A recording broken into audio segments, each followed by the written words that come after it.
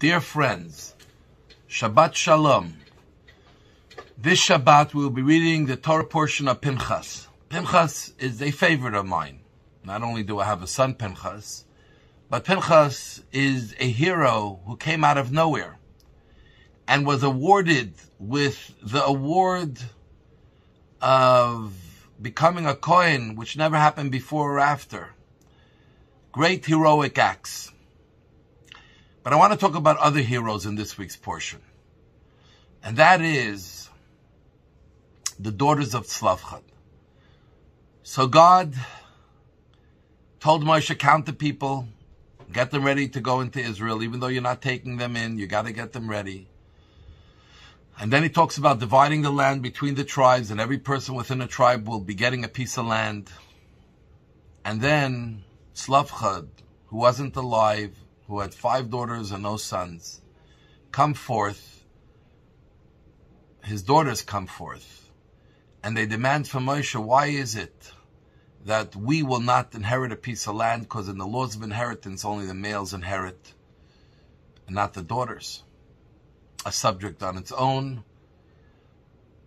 But to this story, they came and said, why not? Why does our father lose his piece of land because he has no sons? And Moshe turns to God and says, what do I tell them? They look sincere. They look like they really have a love for the land and they want to have a piece of land. And God says, correct. And that is actually the law, that if there are no sons, the daughters inherit.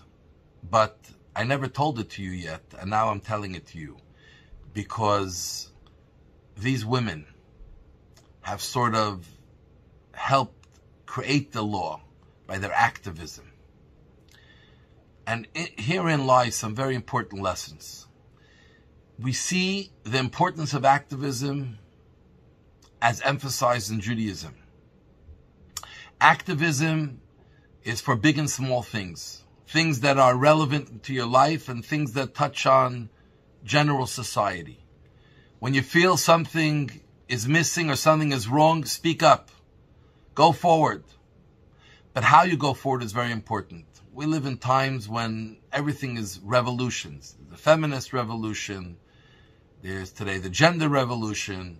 There are all types of revolutions going on where they want to turn everything upside down. And Judaism said that's never the way to make things happen, or to allow Judaism to continue to grow the way God meant it to grow and the way it's the healthiest for us as well. It doesn't happen by just throwing revolutions.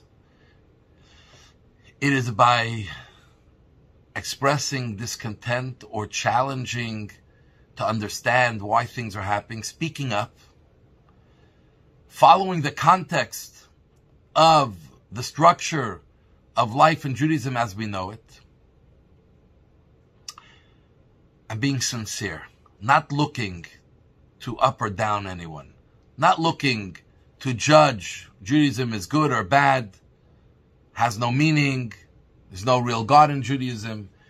It's about trying to understand it within its context. And when you do it that way, then Judaism is healthy, the way it's meant to be, and you are the healthiest as well. They got what they were searching, because what they were searching for was true. And the law wasn't changed because that's what God intended already. But it gives a chance for people to have a part in the growth of Judaism. So to every one of us.